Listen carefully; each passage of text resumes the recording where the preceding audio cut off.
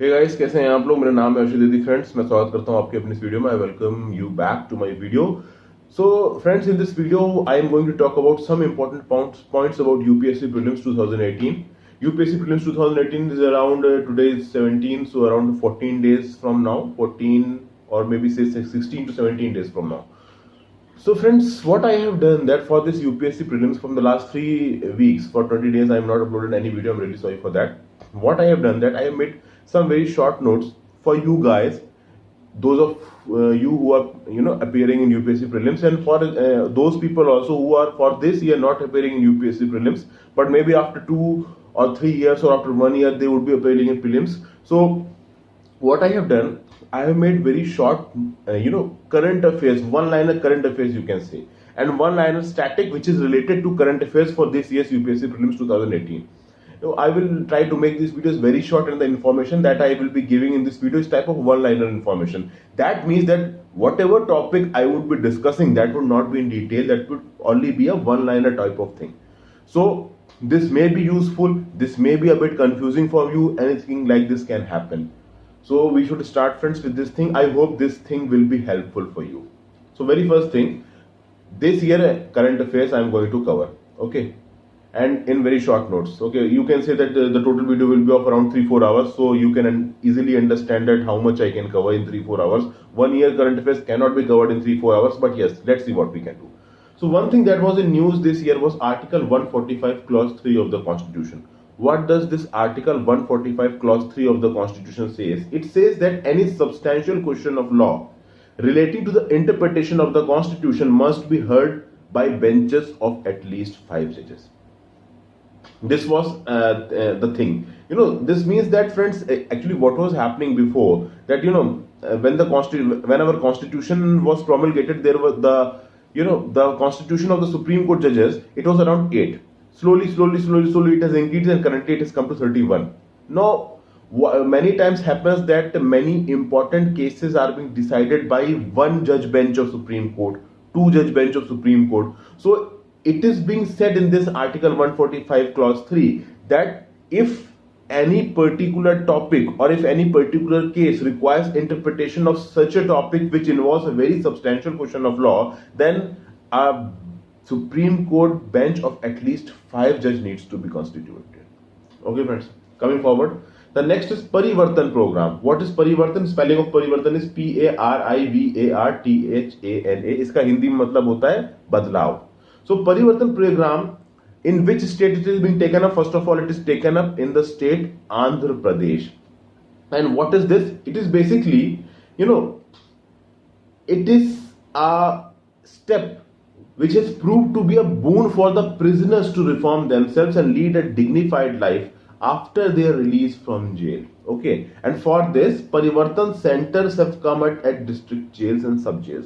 That is, for example, those prisoners who are going in jail. Okay, Parivartan centers are being made inside the jail. There, the proper reformation, the proper technique of reformation is being applied to bring the prisoners on a right track, so that after they are released from prison they can live a good and dignified life and not resort back to their previous criminal activities. Okay, next is, friends, if we talk about election commission. So friends, you know that security of tenure is only available to the chief election commissioner. It is not available to the election commissioner. You know that in our election commissioner there is one chief election commissioner and 2 other election commissioners. So that one chief election commissioner has security of tenure, but the other 2 election commissioners, they do not have security of tenure. And obviously the Constitution has not prescribed any qualification for the members of election commission. Okay, and they has also not debarred the election commissioners from any further employment in the government after their retirement. There's 2 things you need to know about the election commissioner. You can see, friends, that this information about election commissioners, this is not very much directly related to the current affairs, but this I am including in this video because, friends, this is something which is going on in the news, and whatever questions of static part also which are asked in UPSC prelims, they relate to those topics which are currently going on in in news. So obviously that was why this information I have taken out. What I told you in this, that election commissioners, okay, they don't have security of tenure, first thing. Second thing, that after they are retired, there is no bar on their appointment. That is, they can be appointed in some other work. Coming forward, there are two committees. One is Surinder Nath Committee, which was made in 2003, and another is Hota Committee, which was made in 2004. What does these two committees deal with? These two committees deal with civil services reform, and they have talked about lateral entry to bring in specialization. You know, a lot of news right now is going on about lateral entry, friends. What is lateral entry? This year also, the UPSC Prelims 2018, the number of vacancies are very, very less, and from 2014, the number of vacancies trend is going downwards. Why? Because the government is planning to bring in more, candidates in civil services through the route of lateral entry. What can lateral entry do? Lateral entry can directly bring bureaucrats at the upper stages who are, specializing in particular domains. What are bureaucrats? Bureaucrats which are being selected through civil services, they are generalists. But people who will come through lateral entry, they will be specialists. So obviously these two committees, Surinder Nath Committee and Hota Committee, they were related to civil services reform, and they both have, said that lateral entry concept should be brought in. Then comes next thing is value capture financing. What does this does? It seeks to enable states and city government raise resources by tapping a share of increase in the value of land and other properties like building, resulting from public investment and policy initiatives in the identified area of influence. What is this doing? Value capture financing, friends.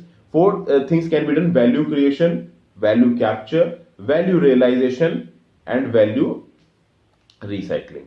What does value creation mean? That you made a public asset, you constructed a public asset. Okay. Obviously, then value capture comes, you put that public asset to some use. Then value realization comes, when that public asset starts making some money, you keep a share of that money with yourself. And then comes value recycling, that you keep on improving it.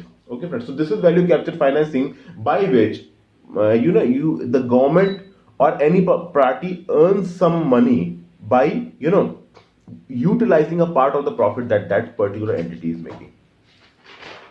Coming forward, friends, there was a bill named as Citizenship Amendment Bill 2016.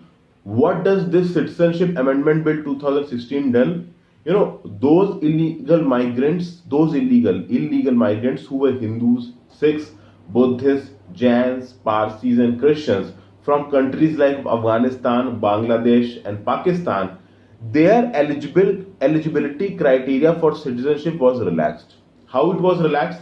That eligibility criteria for citizenship by the method of naturalization was reduced from 12 years to 7 years. Previously, for getting the citizenship of India by the process of naturalization, you should have been resident in India for at least 12 years. Now this was reduced to 7 years.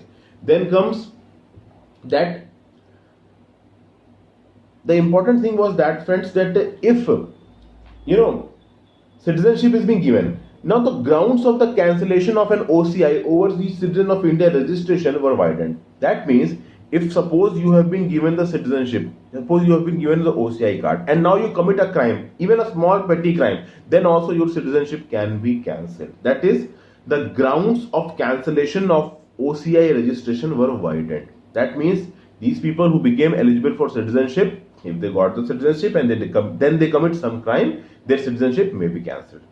Okay, now this Citizenship Amendment Bill 2016 was widely criticized. Why it was criticized? Because it's left aside many persecuted minorities in the vicinity. For example, it left the Rohingyas of Myanmar. It left the Ahmadiyas from Pakistan. Now the point is, friends, why the government has left it. There was much more in the Citizenship Amendment Bill 2016. I have spoken the very, very important and shortlisted point. I have not told the complete Citizenship Amendment Bill, for obvious reasons, because this video cannot be made very, very long. This Citizenship Amendment Bill was criticized, friends, because it has not taken many minorities up. Just have a look. Bangladesh and India have porous waters. Now the situation is improving, but still it has porous water. Also, with the Myanmar, we have free movement regime. That is, at the boundary line, the people can move up to 15 kilometers on either side without visa. Now you can understand that if we are going to allow citizenship to all of them, then most of the population of Bangladesh and Myanmar will try to come to India to settle down, because India has better economic opportunities, better resources. and obviously India's population is still very high, around 120-125 crore. So India doesn't have the chance of bringing or coming in more people and supporting more people, because we are already overburdened. Okay, so we cannot give the opportunity to everyone to come to India and settle down. Okay, so this was the reason that chance was not given to minorities, especially the Muslim minorities. This is the most criticized topic. Now, it is good in some sense, it is bad in some sense. I will not comment more on it. You can easily understand. Coming forward, there is one thing known as organic food certification system in India. There are two types of system in this. First is National Program for Organic Production. The second is Participatory Guarantee System for India. This National Program for Organic Production, it is applicable to individual farmers and farmers group. It is being promoted by Union Ministry of Commerce and Industry, and it is mandatory for exporting organic products. That is, this certification of National Program for Organic Production, it is mandatory for exporting organic products. Then comes the Participatory Guarantee System for India. It is only for farmers group. National Program for Organic Production was both for individual farmers and farmers group, but Participatory Guarantee System of India is only for farmers group. Union Ministry of Agriculture and Farmer Welfare is implementing Participatory Guarantee System for India, and it is only for domestic markets. Now, what you need to understand, friends? You need to understand only two things. Okay, friends? This National Program for Organic Production, it is for export of organic products made by Union Ministry of Commerce. Okay. Participatory Guarantee System, it is for domestic market, and it is made by Union Ministry of Agriculture and Farmers Welfare. However, I know, friends, that this is very tricky, and it will be not easy to remember, but still I have told you. Coming forward, there is a report named as Government at a Glance report. This Government at a Glance report is released by OECD. It states that 73% Indians have faith in their government, which is third highest in the world. This is Organization of Economic Cooperation and Development, OECD. This releases, and this report states that 73% of the Indians have faith in their government, which is third highest in the world. Next comes the Economic Outlook report. Okay, friends. Now, don't confuse it with World Economic Outlook. You know, World Economic Outlook report is released by some other organization. Economic Outlook report, only Economic Outlook report, it is published by OECD, Organization for Economic Cooperation and Development. You can go and search who releases World Economic Outlook. Then comes some amount of joint cooperation between India and Israel. So there have been a I4F fund. If some question asks you what is I4F, so it is India Israel Industrial Research and Development and Technology Innovation Fund. Okay. Then there is Falcon Airborne Early Warning System. This Falcon Airborne Early Warning System has been sourced from Israel. That means India has got this Falcon Airborne Early Warning System from Israel. Then comes a treaty on water conservation between India and Israel. Cooperation in atomic clocks and Barak missiles have also been, bought from Israel. India has bought these Barak missiles from Israel. Then comes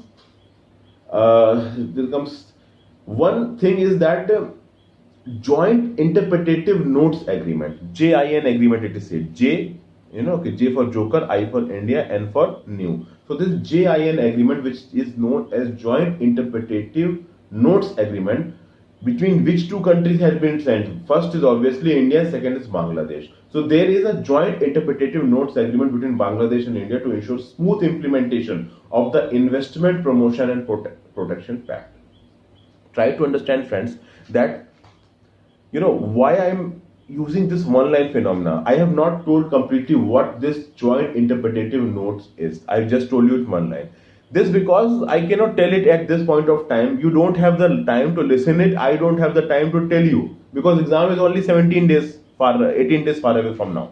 So obviously I am telling only one-liners, because there can be a question in exam like this, that Joint Interpretative Notes Agreement has been between India and which one other country. So that country is Bangladesh. So these type of questions come in UPSC. Or this Joint Interpretative Notes Agreement you can find in any MCQ in a particular statement.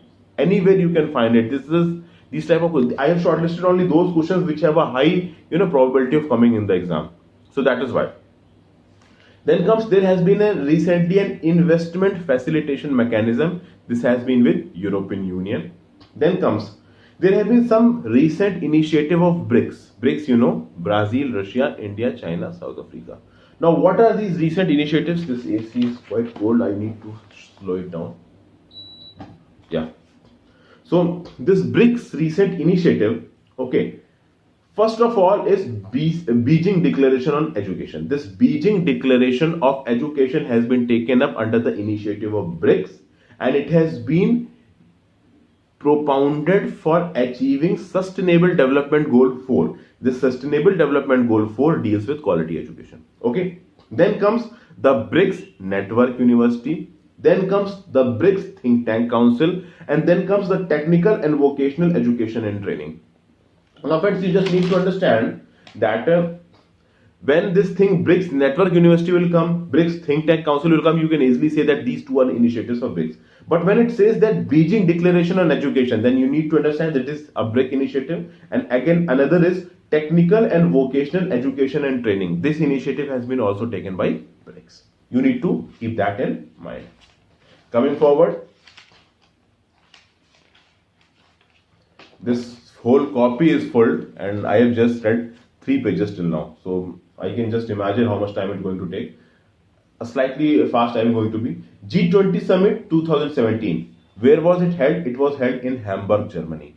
And what was the theme of this G20 Summit of 2017? Shaping an interconnected world. This was the theme. Coming forward, what is SASEC? SASEC. It is South Asian Sub-Regional Economic Cooperation. Who are the participants? The participants are Bangladesh, Bhutan, India, Nepal, Maldives, Sri Lanka, Myanmar. BBIN, that is Bangladesh, Bhutan, India, Nepal. Then comes Maldives, then comes Sri Lanka, then comes Myanmar. Okay. Now, which country has set up its military base in Djibouti? Djibouti is located at the Horn of Africa. We are going to see the Africa map. At the eastern end, there is, you know, a sort of triangle, a sort of pointed structure. That pointed structure is known as the Horn of Africa. And at that of Horn of Africa, there is one country named Djibouti. And in Djibouti, a military base has been set up by which country? Obviously, China. Okay. Now, what are the countries that are located at this Horn of Africa? They are Eritrea, Djibouti, Somalia, Ethiopia. Go and look the map of Africa. Then comes the Malabar Exercise. Okay, this Malabar Exercise was originally constituted by India and the United States, and then afterwards Japan has joined this Malabar Exercise. So currently 3 nations are participating in this Malabar Exercise: India, US and Japan. Coming forward, okay friends, there is one thing named as reverse charge mechanism in goods and services tax. Now what is this reverse charge mechanism, friends? Reverse charge mechanism is, friends, that for example, suppose I am a big lawyer, okay friends, and I am providing my services, legal services to some people. So obviously I am only a lawyer, I am not an organization. Okay friends, what an organization does, okay, that it registers with the goods and services taxes, that were GST, and pays its taxes. When as a lawyer I am operating, okay, and when I am charging some money for my services with the people. Suppose I am a lawyer, okay, I have provided some legal services to you, and you have paid me around say 50,000 rupees. So if you have paid me 50,000 rupees, whose responsibility will be there that GST should be paid on that 50,000, because it is a service and GST is a goods and services tax. So on that service GST needs to be implied. But that lawyer gets 50,000, you pay 50,000, then whose responsibility is there to ensure that the government gets a GST on that 50,000 rupees? The responsibility is on you. This is the reverse charge mechanism, friends, that if I am a lawyer and I am providing a service to you, you are getting the service, then in reverse charge mechanism of GST, you are responsible that on that 50,000 that you are paying to me, GST needs to be paid to the government. This is reverse charge mechanism. Okay friends, so in reverse charge mechanism, the person who is getting the service, he is responsible that the GST should be filled on it. Okay friends, then coming forward, there is a report named as Financial Stability Report in India. Who releases this Financial Stability Report in India? First of all, you need to understand that Financial Stability Report in India is published twice in a year, and this report is published by Reserve Bank of India. Then coming forward, what is Prompt Corrective action framework. Prompt corrective action framework. Basically, this framework allows the Reserve Bank of India to pose certain restrictions on a bank when certain limits are breached, like asset quality, profitability, non-performance asset limit, etc., etc. That means that, for example, if a bank is operating and the asset quality of the bank is decreasing, profitability of the bank is decreasing, the NPA, non-performing assets limit of the bank is getting breached, then obviously RBI through this framework, prompt corrective action framework, can place some restrictions on the operations of that particular bank. Okay. Now, what is the next thing? The next thing is that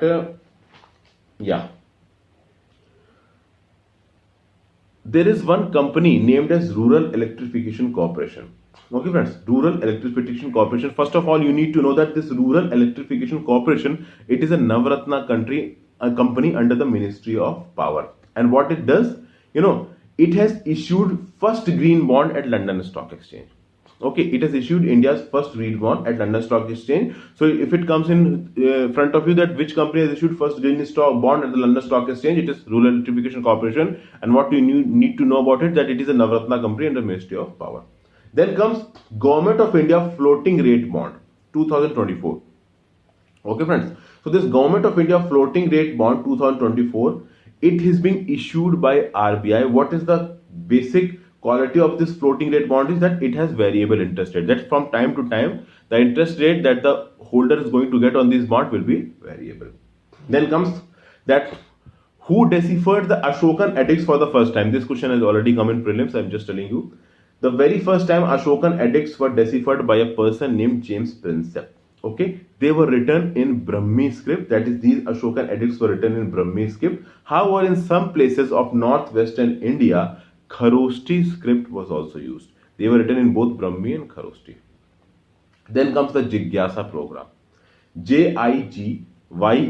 What is this Jigyasa? Jigyasa मतलब अंदर से आपको कुछ जानने की इच्छा. So this Jigyasa program is being implemented by Council of Scientific and Industrial Research. Council of Scientific and Industrial Research, and with Kendriya Vidyalaya Sangathan to implement this program. Students and teachers will live the scientific concepts by visiting CSIR laboratories and participating in mini science projects. That means in this Jigyasa program, CSIR is there with Kendriya Vidyalaya Sangathan. So both CSIR, Kendriya Vidyalaya Sangathan are jointly implementing this program. What will happen in this program? Students and teachers will live the scientific concepts by visiting the CSIR laboratories and participating in mini science projects.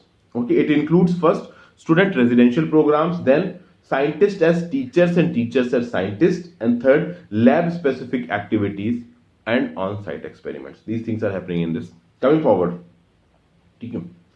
Election Commission of India has clarified recently that voting or not voting as per her own free will at the presidential election will not bring in anti-defection provisions of the 10th schedule. We know about anti-defection provisions, friends. 10th schedule, it says that if you vote against the, if you are voting in a particular election against the will of the party president or against the will of the leadership of the particular party, then defection proceedings can be brought against you. Now, what Supreme Court has cleared? Supreme Court has cleared that, not Supreme Court, I'm really sorry, Election Commission of India has cleared that if at a presidential election, if a particular member of parliament or a particular member of legislative assembly votes in favor of a candidate which has not been recommended by his party leadership, then also defection proceedings cannot be brought against him. That is, in president's election, the personal discretion of that particular legislator or parliamentarian will be brought in and he will not be penalized for it.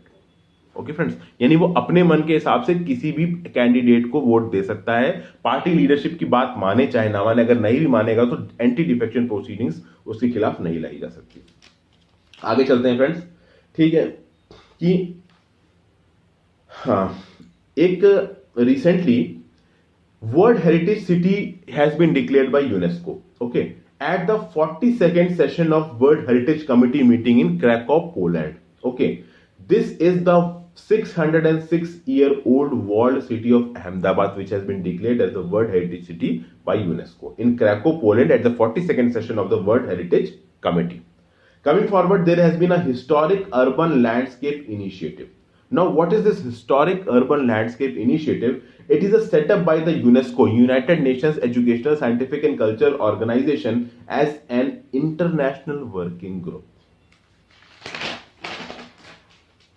ठीक है, उसके आगे friends, there is an organization of World Heritage Cities. What is this organization of World Heritage Cities? It is an international non-profit, non-governmental organization of 250 cities in which sites of the UNESCO World Heritage list are located. Again, it is an international non-profit, non-governmental organization of 250 cities in which the sites of the UNESCO World Heritage list are located. So, first of all, what you need to remember is that this organization of World Heritage Cities, it is an international not-profit and non-governmental organization. Okay, so in an MCQ it can come that it is an intergovernmental organization, so you need to eliminate by this method. Now, what are the members of ASEAN, Association of Southeast Asian Members Nation? It is Brunei Darussalam, then Cambodia, then Indonesia, then Laos, then Malaysia, then Myanmar, then Philippines, then Singapore, Thailand, Vietnam. Okay, friends. Now, in ancient India, when we talk about medical science, there have been three medical practitioners of ancient India which we know very well. They are, first is Charak, and he wrote the Charak Samhita. It was the foundation of Indian medicine. Okay, friends. Then comes the Sushruta. He wrote the Susruta Samhita. It is the foundation of surgery. Now, friends, remember, this Charak and Sushruta, they were during the Gupta Empire. Charak wrote Charak Samhita, it is the foundation of medicine, and Sushruta wrote Sushruta Samhita, it is the foundation of surgery. And third came Vagbhat, Vagbhata. Vagbhat wrote Ashtangasamgraha, Ashtangasamgraha. Ashtangasamgraha. I am really sorry if I am pronouncing it wrong. It is a summary of branches, 8 branches of medicine. It is a summary of 8 branches of medicine. So these were the three: Charak, Sushruta, Vagbhat. Coming forward, there has been a test named as Double Asteroid Redirection Test. What is this Double Asteroid Redirection Test? It is a NASA project to deflect near-Earth asteroid by using kinetic impactor technique. Now, friends, what does NASA scientists do? They are continuously detecting asteroids which are, rotating in the environment, and they may have a chance of hitting the Earth. So NASA is at times, observing thousands and lakhs of such asteroids. Now, when NASA will think that this asteroid may hit, the Earth in future, what will NASA do? NASA will launch a kinetic impactor. That kinetic impactor is going to hit that particular asteroid, and at that place he is going to deflect its trajectory by, say, around 1 meter or half a meter. But in such a long distance, the distance will be so much digress that it is not going to hit Earth. It will go away from the orbit of Earth, from the path of Earth. So this is Double Asteroid Redirection Test, which is important to avoid any potential impact of asteroids with the Earth in future. Then comes the Prime Minister has recently released the coin and postal stamp in the honor of Srimad Raj Chandra ji, who was the Guru of Mahatma Gandhi ji. So, who was it? Srimad Raj Chandra ji. He was the Guru of Sri Mahatma Gandhi. Our Prime Minister recently released the coin and postal stamp in the honor of him. Then comes, what was the last place of residence of Gandhi ji? So, it was Sevagram Cottage. Sevagram Cottage. Then comes No India Program. What is No India Program? KNOW. KNOW, No India Program. It is an initiative of the MEA, Ministry of External Affairs, for persons of Indian origin, including NRI, in the age bracket of 18 to 30 years to provide them an exposure to their country of origin. So people living outside India who are in the age bracket of 18 to 30, that's a youth, and they are of person of Indian origin, including NRIs, they will be given a chance to get an exposure of their country of origin, that is, get an exposure of India. It is being organized by Ministry of External Affairs, No India Program. Coming forward, there is a Tele Law Initiative, TELE, Tele Law Initiative. What is this? This is free legal aid via video conferencing. It is launched by Ministry of Law and Justice in collaboration with MeitY. What is MeitY? It is Ministry of Electronics and Information Technology. Will work through common service centers and paralegal volunteers. So obviously by using online services, law services will be provided. This is Tele Law Initiative. It is launched by Ministry of Law and Justice. It will take the help of common service centers and paralegal volunteers. Coming forward, in ancient India, there was a thing known as black gold. What was it? It was pepper. Pepper was known as black gold in ancient India. Coming forward, what is Smart Gram Initiative? Smart, S-M-A-R-T, Gram, G-R-A-M. Gram means village here. So this Smart Gram Initiative, it has been taken up by Rashtrapati Bhavan. It will be started in 5 villages of Haryana. Okay, and afterwards it will be extended to 95 more villages. So it will be started with 5 villages of Haryana, and obviously Smart Gram, so you can understand what is going to end. A lot of facilities will be brought in villages to make it more smart, make it more efficient, make it more sustainable, make it more developed. This is the Smart Gram Initiative. Then comes forward, okay, a very basic difference in Jainism and Buddhism. Okay friends, first of all, Jainism propagated extreme penance, while Buddhism propagated moderation conduct. You know, you have heard about the practice of Santhara. What the Santhara says, that slowly by not taking the food, you are going to die. This is a Jainism practice. This is very extreme practice that you are even ready to die.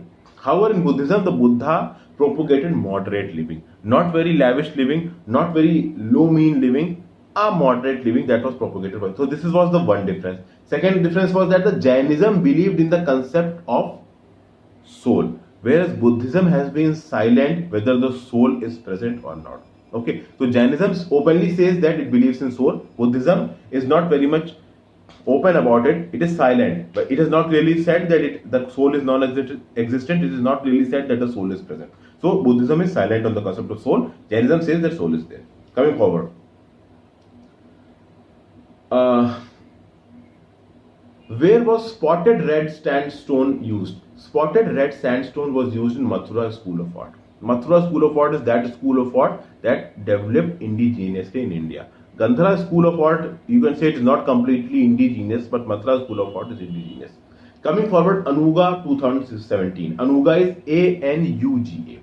It is the world's biggest and most important trade fair for food and beverage, held biennially. Biennially, there are two things, biennially and biannually. Biennially, B-I-E. Biannually, B-I-A. When I say B-I-E, biennially, it means happening once in every 2 years. When I say biannually, B-I-A, it means happening twice in 1 year.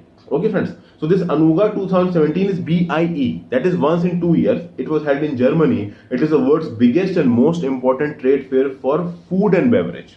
Okay, so this is Anuga 2017. It was held in Germany. Then comes Indian Railways Organization for Alternate Fuel, IROAF. It has got the Golden Peacock Award 2017 for Eco-Innovation for substitution of diesel in passenger trains by environment-friendly CNG. 20% substitution currently, and the technology for 40% substitution is under development. Again, this Indian Railways Organization for Alternate Fuel, IROAF, has got the Golden Peacock Award 2017 for eco-innovation. Why? Because it has done 20% substitution of diesel with the environmental friendly CNG in passenger trains, and obviously the technology for 40% substitution is currently under development. Then comes, there was a writer named as Ptolemy. Now I'm really sorry friends if I'm pronouncing it wrong, because my pronunciation is really pathetic. Ptolemy means P-T-O-L-E-M-Y. Who was Ptolemy? He was a Greek writer. He mentioned Kalyani port, K-A-L-Y-A-N-A, in ancient India. It was, this Kalyani port was the most important port of Satavahanas in the western Deccan on the west coast of India. So this Kalyani port was located on the west coast of India, and it was one of the most important. So this Kalyani port is very important friends. Why important? Listen friends, you may think that this is not a topic of current affairs, but still friends, these things like Kalyani port, Ptolemy, they have been in news for some reasons. So obviously if they have been in news, then obviously topics related to them can come in exams. So this is why I am talking about it. Next comes Innovate in India program, I3. So what is this Innovate in India program? This is a flagship program of Government of India in collaboration with World Bank to make India a hub for design and development of biopharmaceutical products. So this is Innovate in India program is for biopharmaceutical products, and it aims to increase India's share in global biopharmaceutical market from 2.8% to 5%. Okay.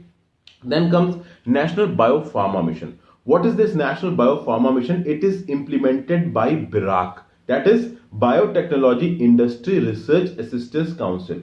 This BIRAC is a public sector undertaking, a PSU of Department of Biotechnology. This National Biopharma Mission is being implemented by BIRAC. Then comes Global Foreign Exchange Committee. Okay friends, forward coming. What is oxytocin? Oxytocin, basically it is a natural hormone, and why it is heavily regulated in India? This oxytocin, oxytocin, this is a natural hormone friends, and this is heavily regulated in India. Why is this heavily regulated? It is heavily regulated because this causes reproductive damage in animals, and it may even cause death. It causes many human problems like hemorrhage, palpitation, low blood pressure, cardiac problems. This release of oxytocin, OXYTOCin, by pituitary gland regulates two things: childbirth and birth, breastfeeding. So it speeds up childbirth, which is wrong and should be stopped. So this oxytocin, which is a natural hormone, this is being heavily regulated in each country. In India also, its regulation is being very strict. Why it is strict? Because it can cause reproductive damage, it can cause hemorrhage, palpitation, low blood pressure, other health problems, and also this release of oxytocin, it first of all it is released by pituitary glands. Second, it can fasten two things: childbirth and breastfeeding. And obviously, if it can fasten childbirth, then it is not good and it should be regulated, it should be stopped. Then information about Pallavas. Pallavas introduced the art of excavating temples from the rock, and the Dravidian type of temple architecture began with their rule. That is, Dravidian style of temple architecture began with the rule of Pallavas. Okay, and the art of excavating temples from the rock started during their reign. फिर आगे चलते हैं friends, हम लोग देखते हैं department of Delhi सल्तनत में कौन कौन से डिपार्टमेंट थे, इनके बारे में हम बात करेंगे. ठीक है फ्रेंड्स, एक था दीवाने खैरात. दीवाने खैरात किस लिए था? ये था कि भाई ऑर्फन जो विडोज है उनका ध्यान रखने के लिए. दीवाने खैरात किसने खुलवाया था? फिरोज तुगलक ने खुलवाया था. फिर दिल्ली सल्तनत में एक ऑफिसर होता था जिसका नाम था नायब, NAIB. वो almost equivalent to the sultan माना जाता था. उसके बाद आता था वजीर. वजीर क्या था? वजीर प्राइम मिनिस्टर था और he was the head of financial department. फिर बहुत सारे डिपार्टमेंट थे, जैसे दीवाने अरीज था, दीवाने रसालत था, ठीक है ना. फिर दीवाने इंशा था, फिर सदर उस सदर था. तो देखिए, दीवाने अरीज था, वो था controller general of military department. Military department था वो दीवाने अरीज. फिर दीवाने रिसालत, RISALAT, वो क्या था? वो फॉरेन अफेयर्स का डिपार्टमेंट था. फिर था दीवाने इंशा, वो क्या था? वो लोकल करस्पॉन्डेंस का डिपार्टमेंट था. फिर था सदर उस सदर, SADR, सदर उर सदर, वो था रिलीजियस डिपार्टमेंट. ठीक है ना. फिर था आमिर मशल शाही, ये वो मिनिस्टर था who looked after festivals of state and public conveniences. तो ये थे फ्रेंड्स दिल्ली सल्तनत के डिपार्टमेंट, ये पता होने चाहिए. ठीक है, आगे आते हैं. एक है अभी पेटिया, PETYA. ये PETYA क्या है? ये एक रैंसमवेयर है. ठीक है ना, जिसने इंडिया में JNPT है ना, जो जवाहरलाल नेहरू पोर्ट टर्मिनल, उसके जो ऑपरेशंस थे ना उसको क्रिपल कर दिया, उनको ऑलमोस्ट स्टैंड स्टिल पे ले आया. रैंसमवेयर क्या होता है फ्रेंड्स? रैंसमवेयर ये होता है कि पहले तो वो आपके सिस्टम को रोक देगा, ठीक है ना. फिर वो आपसे बोलेगा कि आप बिटकॉइन में हमको पेमेंट करिए, और बिटकॉइन में पेमेंट करेंगे उसके बाद ही हम आपके सिस्टम को वापस चालू करेंगे, नहीं तो हम आपकी सारी फाइल्स डिलीट कर देंगे. ये रैंसमवेयर होता है. ऐसे पहले भी आ चुके हैं. पेटिया ये लेटेस्ट था, PETYA. तो अगर ये कहीं क्वेश्चन में दिख जाए तो आपकी आंखें बिल्कुल खुल जानी चाहिए कि किस चीज के लिए है. फिर भाई गांधी जी ने जिन मैगजीन्स को पब्लिश किया उनका नाम है यंग इंडिया, हरिजन, हिंद स्वराज. इंडियन ओपिनियन भी आगे आएगी, वो मैं आपको बताऊंगा. ठीक है, तो हाँ, यंग इंडिया, हरिजन. आगे आते हैं. एक होते हैं तकावी लोन्स, TAKKAYI. ये कौन डिस्ट्रीब्यूट करता था? It was distributed by Mohammad bin Tughlaq for agricultural prosperity, agricultural improvement. तो ये taccavi loans was distributed by Mohammad bin Tughlaq for agricultural prosperity. फिर प्रगति क्या है? Proactive governance and timely implementation. ठीक है, ये 3 भागों में बटा हुआ है प्रगति. एक तो प्राइम मिनिस्टर ऑफिस, फिर यूनियन गवर्नमेंट सेक्रेटरीज, फिर chief secretaries. Proactive government and timely implementation, इसमें PMO क्या करेगा? यूनियन गवर्नमेंट सेक्रेटरीज और chief secretary of the state से सीधे वीडियो कॉन्फ्रेंसिंग से बात करेगा और उनसे रिपोर्ट लेगा कि हाँ भाई काम कैसे चल रहा है, क्या हो रहा है, क्या सही टाइम पे हो रहा है, नहीं हो रहा है, कैसे हो रहा है, क्या हो रहा है. ठीक है ना. तो यह है Pragati, proactive governance and timely implementation. फिर भाई तमिलनाडु था ना, जो हमारा साउदर्न इंडिया था ना, उसमें एंशिएंट इंडिया में कुछ टर्म्स थे, उन टर्म्स के बारे में देखेंगे. लैंड ओनर्स को क्या बोलते थे? Vellalar. VELLALAR।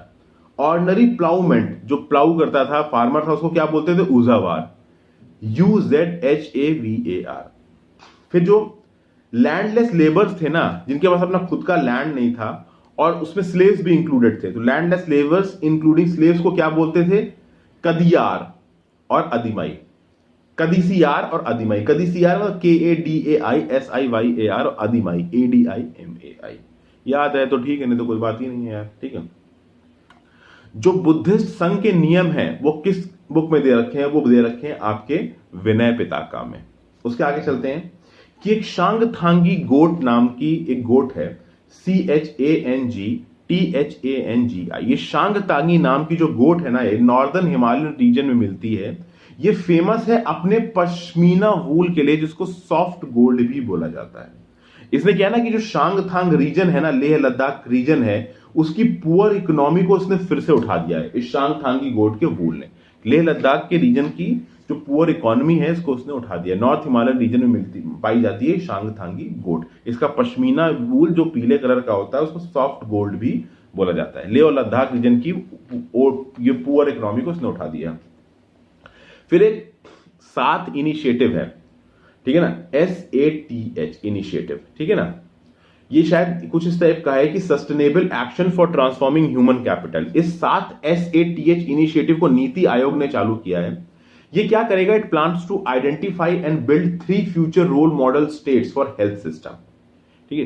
This will identify 3 future role model states for health system. This SATH initiative, it is under the NITI Aayog, okay. और cooperative, it will also enhance cooperative federalism. Then comes International Telecommunication Union. This International Telecommunication Union will publish Global Cyber Security Index. Then comes National Mission for Education through ICT. Okay, so this National Mission for Education through ICT, its services will be available through content delivery portal named as Sakshat. Sakshat means SAKSHAT. SAKSHAT. This is a content delivery portal on which the services of the National Mission for Education through ICT will be delivered. Then come friends, we are going to see the difference between biomethane and natural gas CH4. Biomethane is also CH4, but biomethane is different. Natural CH4 gas is slightly different. What is the difference? We are going to see it. Biomethane is produced by anaerobic means without air, digestion of organic matter such as dead animal and plant matter. Natural gas CH4, it is produced from thousands of millions of year-old fossil fuel, therefore it is non-renewable. Natural gas CH4, which is obtained from fossil fuel, obviously these fossil fuels have been buried there for millions of years, so that is non-renewable. But this biomethane, it is produced from anaerobic digestion of organic matter. So basically, it can be produced from fresh organic matter. So this biomethane is said to be a renewable source of energy. So there is one methane CH4 which is non-renewable, and there is one methane, that is biomethane, which is renewable in nature. So you can easily compare that biomethane is renewable. It is not non-renewable. Natural gas CH4 is non-renewable. Coming forward, we will first see the categories of land holding in India. What is the categorization of land holding? So obviously below 1 hectare is told as marginal, 1 to 2 hectares is said as small, 2 to 4 hectares is said as semi-medium, 4 to 10 hectares is said as medium, and above 10 hectares is said as large. So marginal land is below 1 hectare, small land is 1 to 2 hectares, semi-medium is 2 to 4 hectares, medium is 4 to 10 hectares, large is above 10 hectares. Okay. Coming forward, according to census 2011, in India 67% of the holdings are marginal and 18% of the holdings are small. Now, what is C-Speak? SEASPEAK. C-Speak is the official language of navigators around the world. Okay, and it has important, words, letters of all major languages, including English. Now, coming forward is a national strategic plan for malaria elimination. The plan will run in the time period of 2017 to 2022. The deadline for eliminating malaria under this plan is 2027. You know that malaria is being transmitted by an infected female mosquito known as Anopheles mosquito. ANOPHELES. Coming forward, a portal known as e-Pathshala As a part of the Digital India campaign, Ministry of Human Resource and Development has launched a portal known as e-Pathshala, which is a single point repository of e-resources containing NCERT textbooks, National Council of Education Research and Training, and various other learning resources. So this is e-Pathshala. Okay, friends. On this, it is a repository on which e-sources like NCERT textbook and other learning resources will be there. It is under Digital India campaign launched by MHRD. Okay. Then there is a tool known as Saransh, SARANSH. Saransh is an online self-review tool for schools affiliated to Central Board of Secondary Education, which helps schools to look at their performance online at an aggregate level and at the level of each student.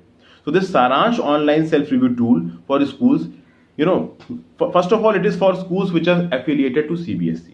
Now this online self-review tool will help schools to look at their performance online at aggregate level also and at the level of each student also. Then comes Falun Gong, Falungong. It is a Chinese spiritual practice.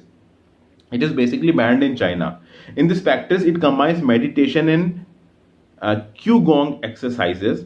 Okay, friends, with a moral philosophy centered on the tenets of truthfulness, compassion, and forbearance. It is celebrated in India on 15 July. Why about this Falun Gong in news? Falun Gong is news that it was celebrated in India on 15th of July. However, it is not celebrated in China. It is sort of banned in China. It is basically a Chinese spiritual practice, okay, which combines meditation, exercises with a moral philosophy. It is based on a moral philosophy centered on the tenets of truthfulness, compassion, and forbearance.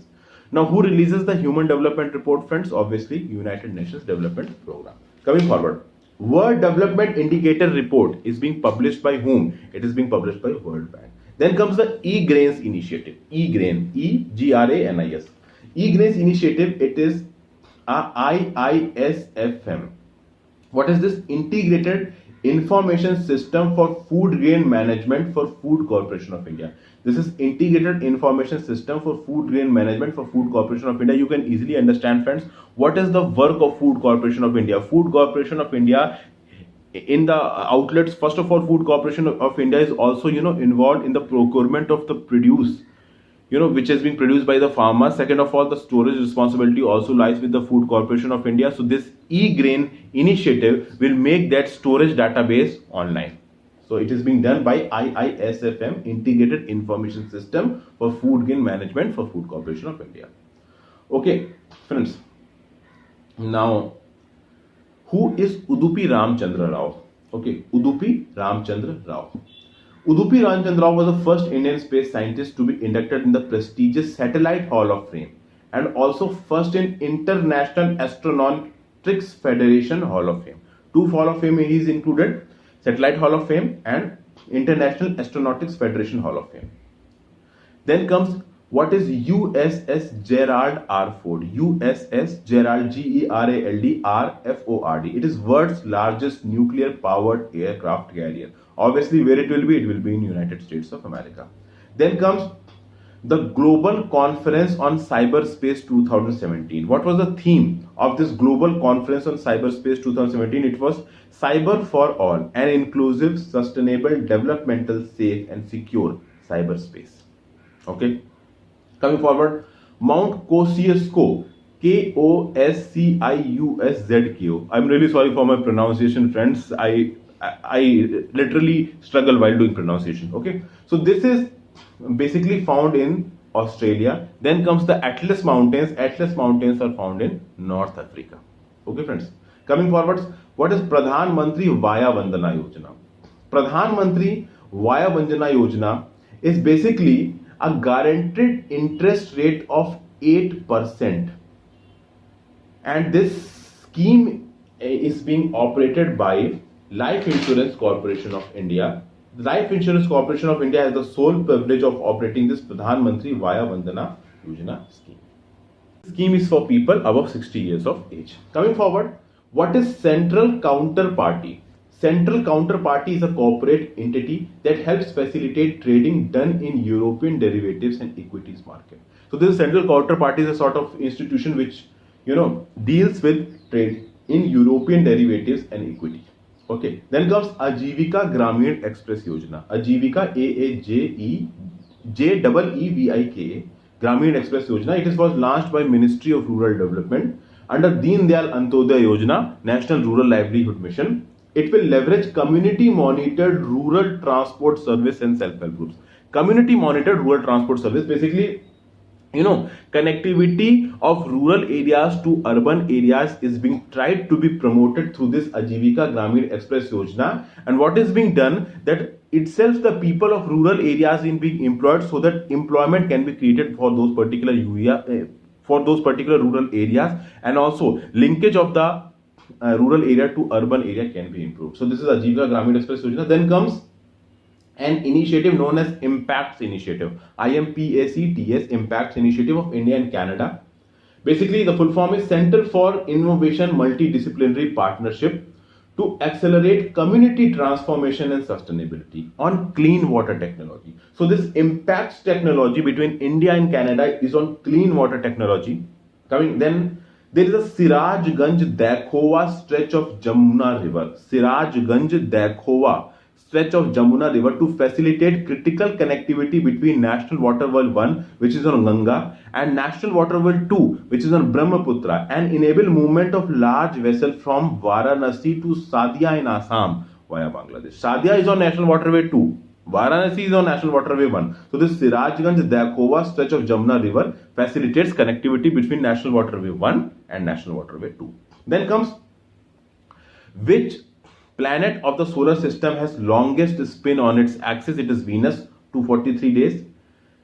Highest number of moons are present on the planet Saturn, 48 moons. And what is the shortest orbital period of any planet? It is 88 days of Mercury. Okay, obviously you know that the orbital period of Earth is 365 days. For Mercury it is 88 days. Okay, obviously for Mercury it will be there because the Mercury is closest to the Sun. So obviously the distance it has to travel is quite less than other planets, especially Earth. Coming forward, the highest point on the Earth, from the center of the Earth, where it is. From general knowledge, you will say Mount Everest, because Mount Everest is the largest mountain, but it is not right. The highest point on the Earth from center is Mount Chimborazo. Okay. Then comes National Education Policy. Okay, for the making of this national education policy, two committees always come in news. The name of these two committees are, first is Kasturi Rangan Committee and second is the Subramaniam Panel. Kasturi Rangan Committee, Subramaniam Panel. Then comes SOHUM. What is SOHUM? SOHUM. It is an indigenously developed low-cost hearing screening device for newborns. For example, the newborn babies, if you have to check that whether they are able to hear or not. So for this device, SOHUM device is used. Then comes Indian Institute of Science Education and Research. Indian Institute of Science Education and Research formed POSS. This is polyhedral oligomeric silsesquinone and diphenylamine, which is fire and rust resistant. So this Indian Institute of Science Education has found POSS, polyhedral oligomeric silsesquinone and diphenylamine, DIPHENYLALAMIN. What is the property of these two substances? It is fire resistant, rust resistant. Okay. Now, Unique Identification Authority of India. If a question comes in front of you that under which organization this Unique Identification Authority of India works, so it works under MeitY, Ministry of Electronics and Information Technology. And whether it is a statutory body, yes, it is a statutory body. It was made statutory through the Aadhaar Act of 2016. Then comes Article 142 of the Indian Constitution. What does this article does? It empowers the Supreme Court to pass order as necessary for doing complete justice in any case. Okay. Dealing with Supreme Court. Coming forward. Okay. Protection and preservation of endangered languages in India. Okay. This is a sort of initiative, protection and preservation of endangered languages in India, started by Ministry of Human Resource Development. It is implemented by Central Institute of Indian Languages, Mysore. Dialects have also been covered into it, and languages spoken are by less than 10,000 people. So those languages which are spoken by less than 10,000 people are to be safeguarded by this organization named as organization, or you can say initiative, Protection and Preservation of Endangered Languages in India. It is being implemented by Central Institute of Indian Languages, Mysore, and started by MHRD, Ministry of Human Resource Development. Now, National Family Health Survey, this you have heard about. Who conducts this National Family Health Survey. It is conducted by International Institute for Population Sciences. Okay. Then comes LCU Mark 4. It is a vessel for safeguarding Andaman and Nicobar Islands. Coming forward, RTE Amendment Bill, Right to Education Amendment Bill 2017. What was the objective of this amendment bill? To extend the deadline for teachers to acquire the prescribed minimum qualification for appointment. This was the objective of this RTE Amendment Bill 2017. Now, those particles which burn up in air are meteoroids, and those which do not completely burn up and hit the earth, they are called meteors. Those who burn up in air are called meteoroids. Those who hit the earth are called meteors. Then there is one Sethu Samudran Shipping Canal Project, SETHUSAMUDRAM. It is a proposed project to create a shipping route in the shallow straits between India and Sri Lanka. Okay, through the limestone shores of Adam Bridge, Ram Setu. Okay, friends. So this is Sethu Samudran Shipping Canal, so that through the Pak state, what is happening right now, friends, in the Pak state, the depth of the water channel is not very high, so large vessels cannot pass through it. So basically, between India and Sri Lanka, the gap of Pak state, from that big shipping vehicles cannot pass. So this project is trying to make that water, eligible for, so that big shipping, big ships can pass through it. But obviously, if you are going to do this, you are going to destroy the ecology. So Supreme Court has asked a response from center that why you are doing this, why you are destroying the ecology. A response has been sought from the center. The response is still to be submitted to the Supreme Court. So let's see what happens in it. Coming forward, Coordinated Regional Climate Downschooling Experiment. It is known as CORDEX. Okay, this is a World Climate Research Program sponsored program to produce regional climate change scenarios globally, contributing to the IPCC assessment reports and to climate community. Just keep one thing in mind. Coordinated Regional Climate Downscaling Experiment, CORDEX. It is being implemented by whom? World Climate Research Program. That's it. Coming forward. What is DIET? DIET. DIET is also the name of Japanese parliament. Okay, friends. Now, one thing which is being in news nowadays is the Hambantota port. What is this Hambantota port? Why it is famous? It is famous because it is located at the southern tip of Sri Lanka, and it is a deep sea port of Sri Lanka which is being acquired by China on a 99-year lease. So that is why it is being very much in news right now. Then there is a thing named as flammable ice. What is flammable ice? It is a methane hydrate or methane clathrates. Consists of methane trapped within water crystals. It is the world's largest natural gas reserve trapped beneath permafrost and ocean sediment, where low temperature and moderate pressure combine to trap methane in a specific way. Basically, it is, flammable ice or methane clathrates, methane hydrates भी बोलते हैं इनको. They are water crystals. China has successfully produced methane from it. It is highly flammable and energy intensive. So this flammable ice is nothing but methane hydrates, methane clathrates. You need to know that this flammable ice is methane hydrates or methane clathrates, and China has successfully produced it. It is very flammable and very high energy intensive fuel, high calorific value. Okay. Now, there is an annual Green Building Congress held in India. This who conducts it? This annual Green Building Congress in India is organized by Indian Green Building Council, which is a part of Confederation of Indian Industry. There is a scheme known as Geo-Parsi scheme. This Geo-Parsi scheme is being implemented by Ministry of Minority Affairs. It is to reverse the declining trend of Parsi population by adopting a scientific protocol and structured intervention. So, what is its objective? Its objective is to reverse the declining trend of Parsi population. So, the Parsi population can be increased. So, right now I am finishing my video here, friends. In the next, I will carry on with the more current affairs and static which are relevant for this year, UPSC Prelims 2018. I hope you like this video. Please tell me through the comments whether you are liking it or not, or some changes that I should make to this video format. Thank you for watching this video, friends. Thank you for being patient.